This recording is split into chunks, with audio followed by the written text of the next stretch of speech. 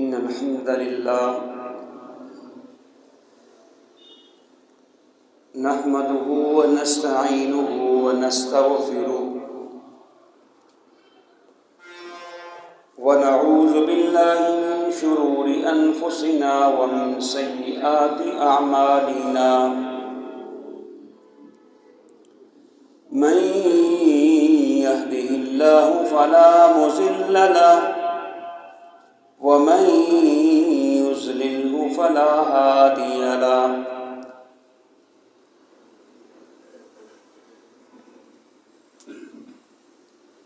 أشهد أن لا إله إلا الله وحده لا شريك له وأشهد أن محمدا عبده ورسوله يا أيها الذين آمنوا اتقوا الله حق تقاته ولا تموتن إلا وأنتم مسلمون يا أيها الناس اتقوا ربكم الذي خلقكم من نفس واحدة وخلق منها زوجها وبث منهما رجالا كثيرا ونساء واتقوا الله الذي تساءلون به والأرحام إن الله كان عليكم رقيبا يا أيها الذين آمنوا اتقوا الله وقولوا قولا سديدا يصلح لكم أعمالكم ويغفر لكم ذنوبكم ومن يطع الله ورسوله فقد فاز فوزا عظيما أما بعد فإن خير الحديث كتاب الله وخير الهدي هدي محمد صلى الله عليه وسلم وشر الأمور محدثاتها وكل محدثة بدعة وكل بدعة ضلالة وكل ضلالة في النار قال الله سبحانه وتعالى في القرآن المجيد والفرقان الحميد أعوذ بالله السميع العليم من الشيطان الرجيم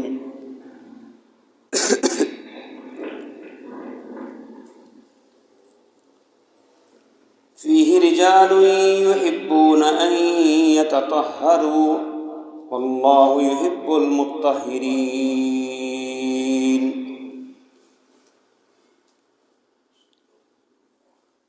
مختصر حمد و ثنا اور درود و سلام کے بعد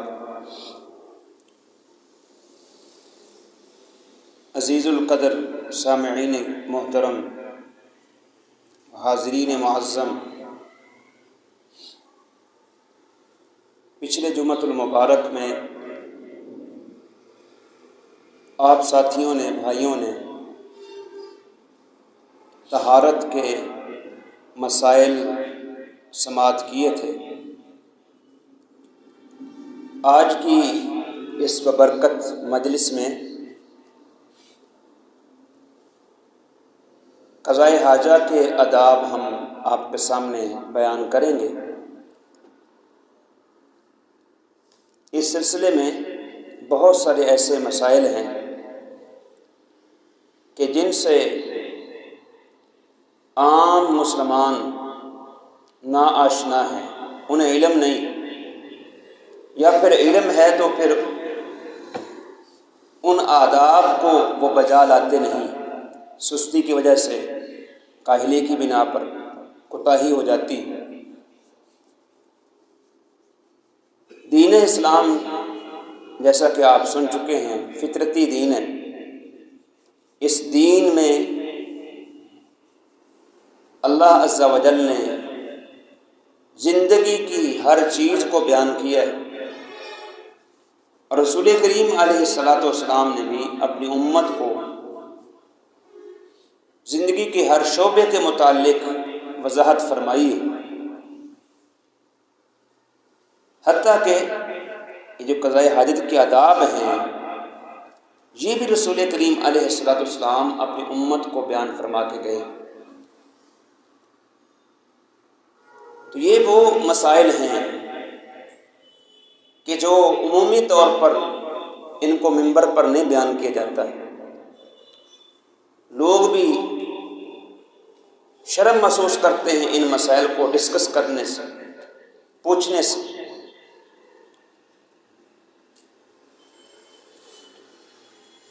میرے بھائیوں بزرگوں،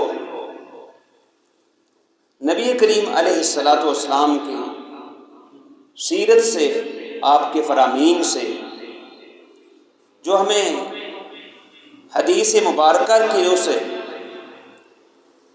آداب ملتے ہیں قضاء حاجت میں جانے کے لیے، ان میں سب سے پہلا ادب یہ ہے کہ اگر کوئی انسان قضاء حاجہ کے لیے جا رہا ہے تو پردے کا اہتمام کرے۔ یہ انتہائی ضروری۔ عمومی طور پر جو واش روم ہیں، لیٹرینیں ہیں، اس میں 4 دیواری ہوتی ہے، پردہ ہوتا ہے، لیکن بعض جگہ چھوٹی دیواریں ہوتی ہیں، یا صحرا کے اندر انسان کو کسی جگہ بیٹھنے کا موقع ملتا ہے قضاء حاجت کے لیے، تو ان جگہوں میں پردے کا لازمی اہتمام کیا جائے، کھلے عام نہ بیٹھا جائے۔ سیرت میں آتا ہے پیغمبر مصطفیٰ علیہ السلام کے بارے میں، حضرات صحابہ بیان کرتے ہیں کہ نبی محترم صلی اللہ علیہ وسلم کان اذا اراد الحاجہ ابعد، کہ نبی محترم صلی اللہ علیہ وسلم جب قضاء حاجت کے لیے جاتے تھے، ارادہ کرتے تھے، تو انسانی نگاہوں سے دور چلے جاتے تھے۔ حدیث میں آتا ہے حتی لا یراہ احد، آپ کو کوئی ایک نہیں دیکھ پاتا تھا، اتنی دور چلے جاتے تھے قضاء حاجہ کرنے کے لیے۔ یہ اگر آپ صحرا میں بیٹھے ہیں، آپ کو کوئی نہ دیکھے، پردے کا اہتمام کریں۔ یہ رسول کریم علیہ السلام کی سیرت۔ غزوہ تبوک کے موقع پر واپس آ رہے تھے، حضرت مغیرہ بن شعبہ آپ کے ساتھ تھے، ان کی ڈیوٹی تھی آپ کو وضو کروانے کی، تو کہتے ہیں نبی کریم علیہ السلام قضاء حاجہ کے لیے آپ نکلے، حتیٰ کہ بھی آنکھوں سے اوجھل ہو گئے، دور چلے۔ یہ آپ علیہ السلام کی سیرت سے ملتا ہے کہ پردے کا خاص اہتمام کیا جائے۔ عمومی طور پہ دیکھا جاتا ہے بعض کم فہم جاہل قسم کے لوگ سڑک کے کنارے، دیوار کے نیچے، ٹائروں کے پاس بیٹھ کر کے پیشاب کرنا شروع کر دیتے ہیں۔ یہ آداب کے خلاف ہے، یہاں پردے کا اہتمام ہی نہیں۔ دوسرے طرف اس میں گندگی پھیلتی ہے، ماحولیات خراب ہوتا ہے۔ ایک مسلمان ہے، اللہ کے نبی علیہ السلام کے امتی، کہ آپ ایمرجنسی میں بیٹھ رہے ہیں، آپ پہلے اس سے فارغ ہو جائیں۔ آپ ٹائروں کے نیچے بیٹھ کے کر رہے ہیں، سڑکیں خراب کر رہے ہیں، دیواریں خراب کر رہے ہیں، ماحولیات کو بھی خراب کر رہے ہیں، اور اسی طرح پردے کا بھی کوئی اہتمام نہیں ہے۔ یہ شریعت کے مخالف چیزیں ہیں، اس سے بچنا چاہیے۔ دوسرا ادب یہ ہے کہ آپ واش روم داخل ہونے سے پہلے، لیٹرین میں جانے سے پہلے، یا صحرا میں آپ بیٹھتے ہیں کسی بھی جگہ، تو رسول کریم علیہ السلام کی سیرت اور آپ کی قول کے مطابق دعا کا اہتمام کریں، دعا پڑھ کے بیٹھیں۔ رسول کریم نے امتی کو ہر چیز کی دعا بتلائی۔ قضاء حاجہ کے لیے بیٹھ رہے ہیں، انٹر ہونے سے پہلے آپ نے بایاں پاؤں رکھنا ہے، واش روم میں داخل ہو رہے ہیں، پاؤں رکھنے سے پہلے آپ دعا پڑھیں۔ کون سی دعا سکھلائی ہے یاد کر لیں، خود بھی بچوں کو یاد کروائیں، گھر والوں کو یاد کروائیں، اللہم انی اعوذ بک من الخبث والخبائث۔ یہ رسول کریم علیہ السلام دعا پڑھا کرتے تھے۔ ترجمے پہ غور کیا کبھی؟ اس کا مفہوم یہ ہے کہ اے اللہ، میں تجھ سے خبیث قسم کے جو جن ہیں یا جننیاں ہیں، ان کے خباثتوں سے، ان کی شر سے تیری پناہ چاہتا ہوں۔ اللہ تیری پناہ پکڑتا ہوں۔ اس سے کیا پتہ چلتا ہے؟ بعض روایات میں آتا ہے یہ گندگی کی جو جگہیں ہیں ان میں جن جنات ہوتے ہیں، تو یہاں بیٹھنے سے پہلے اللہ کی پناہ میں آ جائیں، پھر آپ کو جن کچھ نہیں کہہ سکتے۔ اکثر ہم شکوہ کرتے ہیں گھروں میں اسیب کی بیماری ہے، یا کسی بچے کو بچی کو باہر کی شکایت ہو گئی ہے، وجہ یہی ہوتی ہے کہ ہم دعاؤں کا اہتمام نہیں کرتے۔ رسول کریم نے اپنی امت کو یہ دعائیں بتلائی ہیں، ان کا اہتمام کریں بھائی، پھر انشاءاللہ شیاطین سے آپ بچ کے رہیں، کیونکہ شیطان انسان کا دشمن ہے۔ خاص طور پر جو کافر قسم کے جن ہیں وہ انسان کے دشمن ہیں، انسان کو نقصان دیتے ہیں۔ اس لیے یہ جو مخلوق ہے ویسے تو نفع نقصان کا مالک اللہ ہے، لیکن یہ دشمن ہیں، دشمنی کرتے ہیں۔ اس لیے پیغمبر دو عالم بڑے ہی زیرک دنا تھے، اپنی امت کو یہ آداب بیان کر گئے ہیں، ان دعاؤں کا اہتمام کریں، ان کا بڑا فائدہ ہے۔ تیسرا ادب یہ ہے کہ جب آپ واش روم میں جاتے ہیں تو دوران قضاء حاجہ گفتگو کرنا منع ہے، گفتگو نہ کریں، چپ ہو کر کے آپ قضاء حاجہ بیٹھیں۔ کلام کرنے سے اللہ ناراض ہوتا ہے۔ بعض حدیثوں میں آتا ہے کہ فَإِنَّ اللَّهَ يَمْقُتُ عَلَى ذَلِكَ، کہ اللہ سبحانہ و تعالی گفتگو کرنے سے ناراض ہوتا ہے۔ آپ بیٹھے ہوئے ہیں، اپنی ضرورت کو پورا کر کے چلے۔ اسی طرح غسل خانے میں کوئی گنگنا رہا ہے نہاتے ہوئے، یہ بھی غلط ہے، یہ گفتگو کرتا ہے بلا وجہ۔ ہاں اگر کوئی ضرورت پڑ گئی غسل خانے میں، ضروری طور پر ایمرجنسی، پانی نہیں آ رہا، پھر آواز دے سکتی ہے، اس میں کوئی حرج والی بات نہیں، لیکن غیر ضروری باتیں کرتے رہنا یا صحرا میں جا کر کے ایک دوسرے کے ساتھ باتیں بھی کرنا، پیشاب بھی کرتے رہنا، یہ غلط ہے، اللہ سبحانہ وتعالیٰ کی ناراضگی کا باعث ہے۔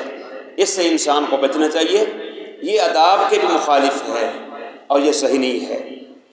چوتھا ادب یہ ہے کہ ایک انسان کو چاہیے کہ جب قضاء حاجہ کے لیے جا رہا ہے، اس کی جیب کے اندر، اس کے ہاتھوں کے اندر ایسی کوئی چیز نہ ہو جس میں کلام الہی ہو، اللہ کا کلام ہے، لاکٹ جس میں اللہ لکھا ہوا ہے، محمد، یا انگوٹھی جس پر محمد اللہ لکھا ہوا ہے، یا اس کے جیب میں قرآنی آیات ہیں، اس قسم کی کوئی بھی چیز نہ ہو۔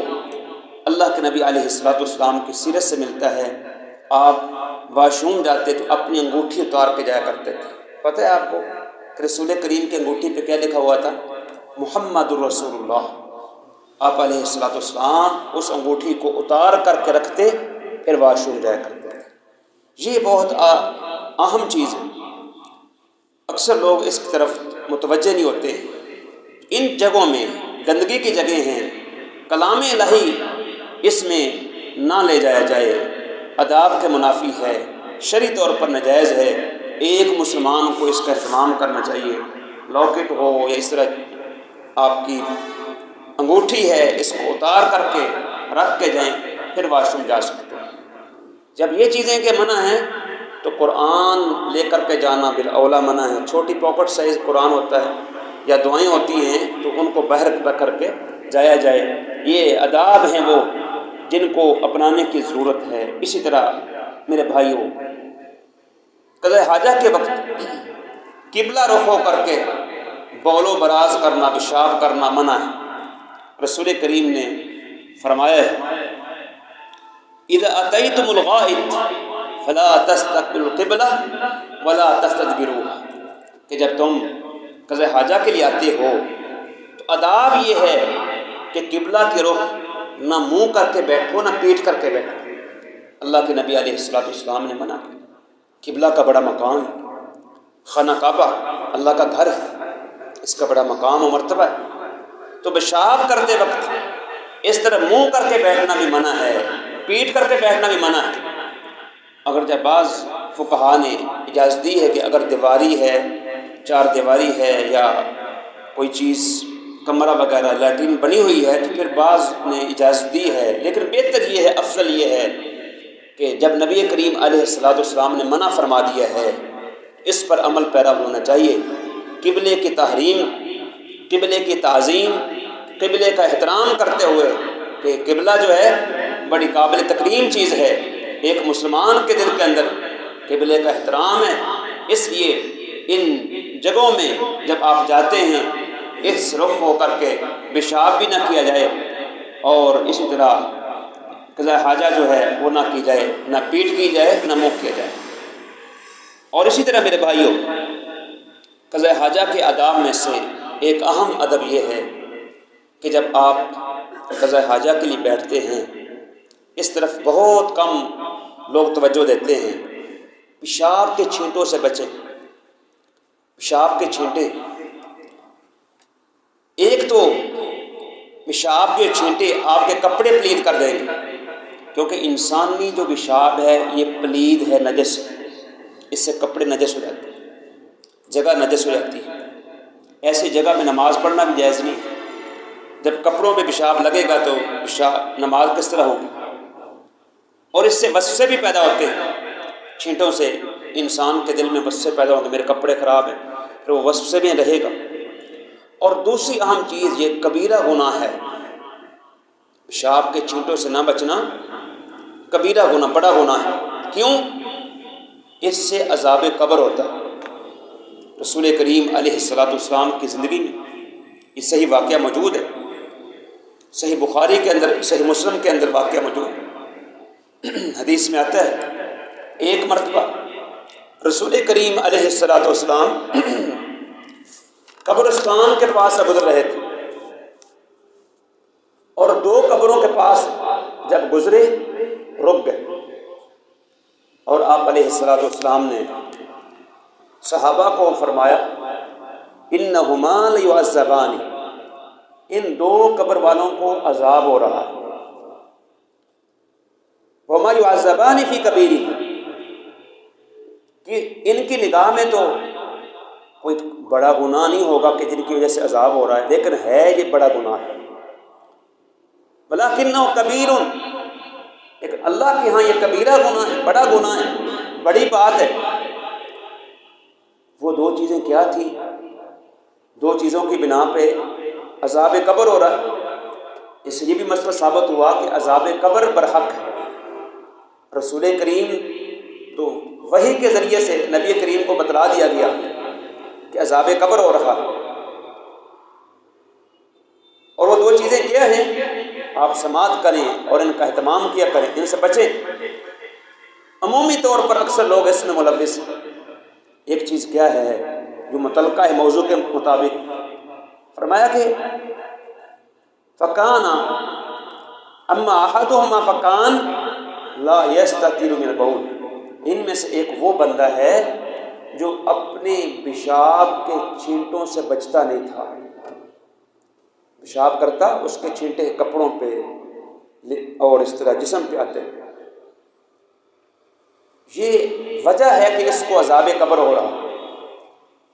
بعض نے اس کا معنی یہ ہے کہ پیشاب کرتے وقت یہ پردہ کا اہتمام نہیں کرتا تھا، سر عام سب کے سامنے پیشاب کرنا بیٹھ جاتا تھا۔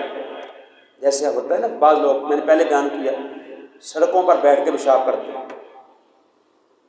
پیر کے نیچے پیشاب کر رہے ہیں، دیوار کے پاس بیٹھ کے، پردے کا اہتمام نہیں کرتا۔ ظاہر ہے کہ یہی بندہ جب دیوار کے پاس پیشاب کر رہا ہے تو چھینٹے واپس آ رہے ہوں گے اور چھینٹوں سے نہیں بچ سکے۔ اس کا خاص میرے بھائی اس کا اہتمام کریں، عذاب قبر کا باعث بچ جائے اس سے۔ اور دوسرا وہ بندہ تھا، رسول کریم نے فرمایا کہ جس کو قبر کا عذاب ہو رہا ہے، وَأَمَّا الْآخَرُ فَكَانَ يَمْشِي بِالنَّمِيمَةِ، دوسرا انسان چغل خور تھا، چگلیاں کرتا تھا، نمیمہ کس کو کہتے ہیں؟ نمیمہ کہتے ہیں لگائی بجھائی کرنا، ادھر کی بات ادھر کرنا، ادھر کی بات ادھر کرنا، تاکہ آپس میں ایک دوسرے کو لڑا دیں، اس کو نمیمہ کہتے ہیں۔ ایسا چغل خور وہ عذاب قبر بھی اس کو ہوگا، بلکہ حدیث میں آتا ہے لا يدخل الجنت قطات، چغل خور اول مرحلہ میں جنت میں داخل نہیں ہو۔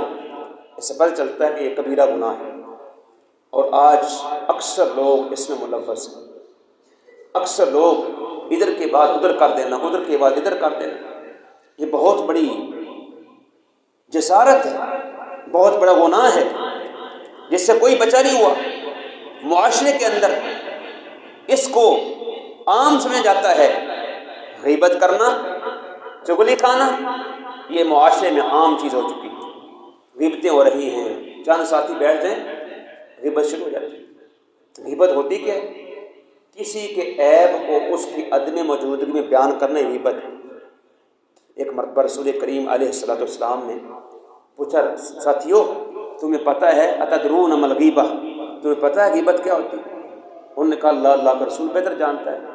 میں ذکر اخاک بما یکرہ، آپ اپنے ساتھی کا اس انداز سے تذکرہ کریں وہ موجود نہ ہو جس کو وہ ناپسند کرتا ہے، یہ غیبت ہے۔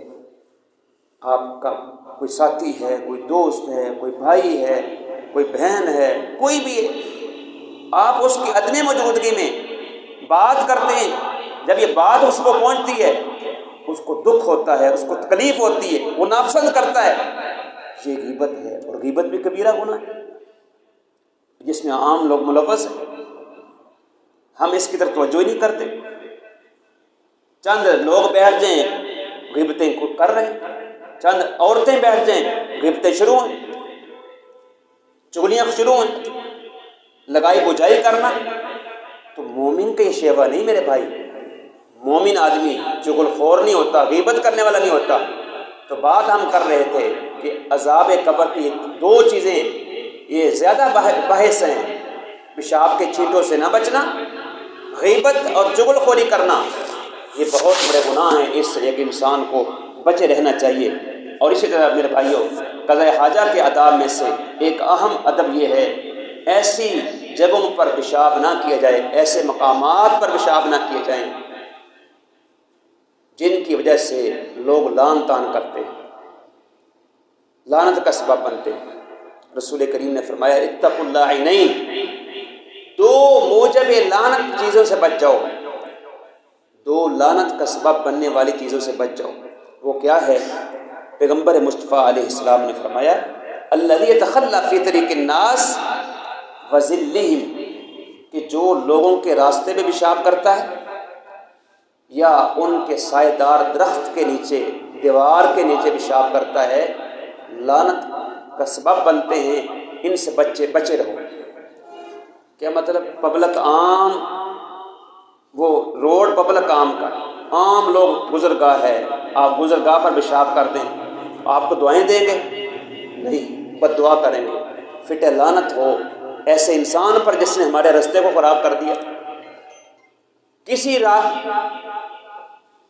گھر کے سامنے درخت ہے، وہاں لوگ بیٹھتے ہیں، دیوار کے سائے میں بیٹھتے ہیں، آپ پیشاب کر دیں، آپ کے دعائیں کریں گے؟ نہیں، لعن طعن کریں گے۔ ایسے انسان پر لعنت کرے اللہ، ایسے بندے کا بیڑا غرق کرے جس نے کیا ہے ہمارے بیٹھنے کی جگہ خراب کر دی۔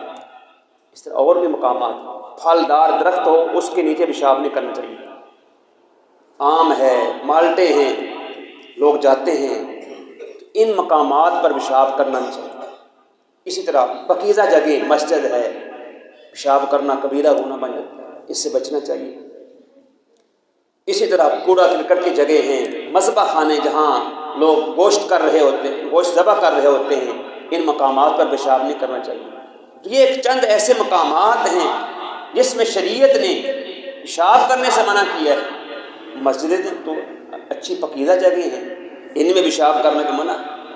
ایک مرتبہ ایک بدو مسجد نبوی میں آ گیا، اللہ اکبر، یہ واقعہ سننے والا، اس نے مسجد کے ایک کونے میں پیشاب کر دیا، نبی کا دور ہے، اللہ اکبر۔ صحابہ کرام اسے ڈانٹنے کے لیے آگے بڑھے، مارنے کے لیے، اللہ کے نبی کی موجودگی میں، اور مسجد نبوی ہے، کتنا اس کا مقام ہے، مرتبہ ہے۔ آپ نے کیا کر دیا؟ آپ نے کہا محلن محلن، رک جاؤ رک جاؤ۔ آپ نے صحابہ کو روک دیا۔ جب اس نے پیشاب کر لیا، اس کے بعد رسول کریم علیہ الصلوۃ والسلام نے صحابہ کو خطاب کیا اور فرمایا، ایک تو یہ کہا کہ یہ جو پیشاب کیا ہے اس پر پانی کے ڈول بہا دو۔ پانی کے ڈول بہا دیے گئے اور جگہ کو صاف کر دیا گیا، کیونکہ مسجد تو ایک اعلیٰ مقام ہوتا ہے۔ اس سے پتہ چلتا ہے کہ انسانی پیشاب پلید ہوتا ہے، پانی کے گرائیں گے تو اس کی گندگی اور پلیدگی دور ہو جائے۔ پھر آپ نے اس بدو کو پیار سے سمجھایا، کیونکہ بدو جو ہوتے ہیں دیہاتی لوگ، ان میں علم نہیں ہوتا ہے۔ آپ بڑے رفیق تھے، بڑے نرم دل تھے، رحمت للعالمین پیغمبر تھے۔ آپ نے اس کو پیار سے سمجھایا کہ مسجدیں پیشاب کرنے کے لیے نہیں بنائی گئی، اللہ کے ذکر کے لیے، نماز کے لیے، قرآن کی تلاوت کے لیے مسجدیں۔ یہ مساجد کے فوائد اور مقاصد اللہ کے نبی نے اس کو بیان کیے۔ پھر ان صحابہ کو سمجھایا جو مارنے کے لیے دوڑے تھے، کیا فرمایا کہ تمہیں اس لیے اللہ نے مبعوث نہیں کیا تم لوگوں پر سختی کرو، تمہیں تو اس لیے بھیجا گیا تم لوگوں پر آسانی کرو۔ اللہ اکبر، پیغمبر کی سیرت دیکھیں، کتنے نرم دل ہیں۔ اس میں ایک حکمت یہ بتلائی ہے فقہاء اور علماء نے، شارحین حدیث میں، کہ اگر اس کو فوراً اٹھایا جاتا، ایک تو اس کا پیشاب رک جاتا جس سے اس کو بیماری میں پہنچنے کا خدشہ تھا کہ کسی اور بیماری میں کیا ہے لاحق ہو سکتا ہے۔ دوسرا، پھر ساری مسجد کو وہ خراب کرتا۔ ایک جگہ بیٹھا ہوا، نبی کریم کتنے حکیم ہیں، کتنے دنا ہیں، آپ کی دنائی دیکھیے کہ آپ نے اس کو پیشاب کرنے دیا، بیٹھ گیا، اس کے بعد پیار سے اس کو سمجھا دیا۔ تو بہرحال بیان کرنے کا مقصد یہ ہے کہ مساجد پاکیزہ جگہ ہے، ان میں بھی اس قسم کی چیز نہیں کرتے۔ تو یہ بڑے اہم آداب ہیں جو رسول کریم علیہ الصلوۃ والسلام کی سیرت سے ہمیں حدیث مبارکہ سے ملتے ہیں، ان پر عمل پیرا ہونا چاہیے۔ اسی طرح رسول کریم نے فرمایا کہ جہاں کھڑا پانی ہے وہاں بھی پیشاب کرنا منع ہے۔ لوگ احتیاط نہیں کرتے ہیں، کھڑے پانی کے اندر مثلاً کوئی تالاب ہے، کوئی حوض ہے، آپ صحرا میں جا رہے ہیں، اس کے اندر آپ پیشاب کر دیں، غلط ہے۔ پیشاب پلید ہوگا، لوگ پانی پینے کے لیے بھرتے ہیں، اپنی جانوروں کو پانی پلاتے ہیں، تھوڑا پانی ہوگا پلید ہو جائے گا، لوگ استعمال کرتے ہیں۔ اس لیے رسول کریم علیہ الصلوۃ والسلام نے فرمایا ہے لا یبولن احدکم فی الماء الدائم، کھڑے ہوئے جو پانی ہے جو بہہ نہیں رہا، کھڑا پانی ہے، اس میں پیشاب کرنا اللہ کے نبی علیہ الصلوۃ والسلام نے منع فرمایا، اس سے بچنا چاہیے۔ اور اسی طرح قضاء حاجہ کے آداب میں سے ایک ادب یہ بھی ہے، افضل یہ ہے کہ آپ پانی کے ساتھ استنجا کریں، صفائی کریں، جیسا کہ قرآن آپ سن چکے ہیں، اللہ نے اہل قباء کی مدح کی ہے، تعریف کی، فیہ رجال یحبون ان یتطہروا، کہ قباء کے اندر ایسے لوگ ہیں جو صفائی پسند ہیں۔ اللہ بھی صفائی پسند لوگوں سے محبت کرتا ہے، پیار کرتا ہے۔ پوچھا گیا تم کیا کرتے ہو؟ تو کہنے لگے کہ ہم جب استنجا کرتے ہیں قضاء حاجہ میں پانی کا استعمال کرتے ہیں۔ رسول کریم نے فرمایا اسی بنا پہ ہی اللہ نے تمہاری تعریف سورۃ توبہ میں آیت نمبر 108 میں کی ہے، فیہ رجال یحبون ان یتطہروا واللہ یحب المطہرین، اللہ پاک باز پاکیزہ لوگوں سے محبت اور پیار کرتا ہے، اس کا اہتمام کریں۔ ہاں اگر پانی اویلیبل نہیں ہے تو پھر کم از کم 3 ڈھیلے استعمال کر سکتے ہیں، مٹی کے پاک ڈھیلے 3 استعمال کر سکتے ہیں۔ اور اس طرح اگر آپ صحرا میں بیٹھے ہوئے ہیں، پانی نہیں ہے تو 3 ڈھیلے استعمال کر سکتے ہیں، کم از کم 3 ہوں، کم نہ ہوں۔ تو رسول کریم علیہ الصلوۃ والسلام کی سیرت سے یہ الفاظ ملتے ہیں۔ اسی طرح رسول کریم علیہ الصلوۃ والسلام نے دائیں ہاتھ کو استعمال کرنے سے منع کیا ہے کہ جب بھی کوئی قضاء حاجہ میں بیٹھا ہوا ہے تو دایاں ہاتھ استعمال نہ کرے، بائیں ہاتھ سے استنجا کرے۔ یہ اللہ کے نبی علیہ الصلوۃ والسلام نے اپنی امت کو بیان کیا کہ دایاں ہاتھ آپ اچھے کاموں کے لیے استعمال کرتے ہیں، کھانا کھانے کے لیے، آپ مصافحہ کرنے کے لیے، اسلام کرنے کے لیے آپ دائیں ہاتھ کو استعمال کرتے ہیں۔ بائیں ہاتھ جو ہے آپ اس سے ناک صاف کرتے ہیں، استنجا کرتے ہیں، تو بائیں ہاتھ کو اللہ کے نبی علیہ الصلوۃ والسلام نے استنجا کے لیے کیا ہے استعمال کرنے کا حکم دیا ہے، دائیں ہاتھ استعمال نہ کریں، اللہ کے حبیب علیہ السلام نے منع فرمایا ہے۔ اسی طرح قضاء حاجہ کے آداب میں سے یہ بھی ادب ہے، اس کا خیال رکھیں کہ جب آپ قضاء حاجہ بیٹھ لیں، استنجا کر لیا، اپنے ہاتھ کو مٹی سے رگڑیں۔ اگر تو مٹی صحرا ہے یا اس طرح زمین ہے وہاں اپنے ہاتھ کو مٹی سے رگڑ کے پھر دھو لیں۔ اگر آج کل جس طرح کہ پکی جگہ ہے پھر وہاں اگر کوئی صابن وغیرہ ہے تو صابن استعمال کر لیں۔ یہ رسول کریم علیہ السلام کے دور میں تو صابن نہیں تھا، مٹی ہوتی تھی، اور مٹی سے جراثیم زیادہ مرتے ہیں۔ آج کی میڈیکل تحقیق بتلاتی ہے کہ مٹی کے اندر ایسی کیمیکل اور ایسی چیزیں ہیں کہ جو جرثومے ہوتے ہیں ان کو مار دیتی ہیں۔ یعنی ڈاکٹروں نے، یورپ کے اطباء نے، ڈاکٹروں نے تحقیق کی ہے کہ اس پاک مٹی کے اندر اللہ نے ایسی صلاحیت رکھی ہے کہ یہ جراثیم کش کرتی ہے۔ جیسا کہ حدیث میں آتا ہے نا کہ رسول کریم نے فرمایا کہ اگر کتا برتن میں منہ ڈال جائے اس کو 7 مرتبہ دھوئیں، پہلی مرتبہ مٹی سے دھوئیں۔ مٹی سے دھونے کی حکمت کیا ہے؟ اس سے جراثیم مر جائیں گے۔ جو کتے کے جو جراثیم ہوتے ہیں، اطباء نے، ڈاکٹر نے تحقیق کی ہے، جسم میں جائیں تو کینسر کا سبب بن سکتے ہیں، بڑی بڑی بیماریوں کا سبب بن سکتے ہیں۔ رسول کریم بڑے طبیب تھے، بڑے حکیم تھے، دانا تھے۔ آپ نے امت کو سمجھایا کہ برتن دھونے سے پہلے اگر کتے نے منہ ڈال دیا ہے مٹی سے پہلے مرتبہ دھوئیں، اور باقی جو ہے 6 مرتبہ یا 7 مرتبہ آپ پانی کے ساتھ اس کو صاف کر دیں، اچھی طرح برتن دھل جائے گا۔ اسی طرح آپ اپنے ہاتھ کو مٹی سے آپ مل کے آپ اس کو دھو لیں۔ اگر مٹی اویلیبل نہیں ہے تو پھر صابن کے ساتھ آپ دھو سکتے ہیں۔ اسی طرح آخری جو ایک ادب ہے قضاء حاجہ کا وہ یہ ہے کہ جب آپ باہر نکل رہے ہیں دائیں پاؤں رکھیں اور یہ دعا پڑھیں، غفرانہ کا۔ اللہ کے نبی علیہ السلام اس کا اہتمام کرتے تھے۔ سیدہ عائشہ فرماتی ہیں قضاء حاجہ سے نکلنے کے بعد رسول کریم یہ دعا پڑھتے غفرانہ کا۔ اس کا معنی کیا ہے؟ اللہ تجھ سے بخشش طلب کرتا ہوں۔ تو قضاء حاجہ میں نکلنے سے اس دعا کا کیا تعلق ہے؟ اللہ سے بخشش کیوں طلب کر رہے ہیں؟ اس کی وجہ یہ بیان کی گئی ہے کیونکہ رسول کریم ہر وقت اللہ کا ذکر کرتے تھے۔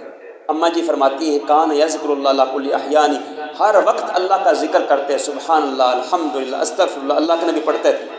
لیکن یہ جو پیریڈ ہے قضاء حاجہ کا، اس میں چونکہ اللہ کا ذکر نہیں کر سکتے، یعنی یہ ایک حکمت ہے۔ اللہ کے نبی اس سے نکلتے تھے تو اللہ سے معافی طلب کرتے، اللہ جتنی دیر میں تیرا ذکر نہیں کر سکا ہوں مجھے معاف کر دے۔ اللہ اکبر! یہ کون ہے؟ پیغمبر دو عالم، جن کے اگلے پچھلے اللہ نے گناہوں کو معاف کر دیا ہے، پھر بھی اتنی بخشش کا اہتمام، مغفرت کا اہتمام۔ ہم تو بھائی سراسر گناہوں سے لٹھڑے ہوئے ہیں، ملوث ہیں، ہمیں تو بالاولیٰ بخشش کا اہتمام کرنا چاہیے، استغفار کا اہتمام کرنا چاہیے۔ اللہ کے نبی ایک ایک مجلس میں صحابہ کہتے ہیں 100 مرتبہ استغفر اللہ پڑھا کرتے تھے، ہم کہاں بیٹھے ہیں؟ ہمیں چاہیے کہ ہم بھی ان چیزوں کا اہتمام کریں۔ یہ آداب ہیں نبی کریم علیہ السلام کی سیرت سے، آپ کی حدیث مبارکہ سے ملتے ہیں، جو اللہ کے نبی نے قضاء حاجہ کے آداب بیان کر دیے ہیں، جس سے پتہ چلتا ہے کہ رسول کریم علیہ السلام نے اپنی امت کو شعبہ ہے زندگی کی ہر چیز کے متعلق پوری اور مکمل وضاحت فرما دی ہے۔ اسی لیے تو یہودیوں نے اعتراض کیا تھا نا، استہزاء کیا، مذاق کیا، یہ کیسے پیغمبر ہیں کہ تمہیں ہر چیز سکھلاتے ہیں؟ سلمان فارسی کو کہا نا اما صاحبکم یعلمکم حتی الخراء، کہ تمہارے جو پیغمبر ہیں تمہیں تو قضاء حاجہ کے آداب بھی بیان کرتے ہیں۔ انہوں نے کہا ہاں ہمیں اس پر کیا فخر ہے کہ ہمارے پیغمبر محمد کریم علیہ السلام ہمیں ہر چیز آپ نے بیان فرما دی ہے، حتیٰ کہ قضاء حاجہ کے آداب بھی بیان کر دیے ہیں۔ پھر سلمان فارسی رضی اللہ تعالیٰ عنہ نے ان کو قضاء حاجہ بیٹھنے کے آداب بیان کیے۔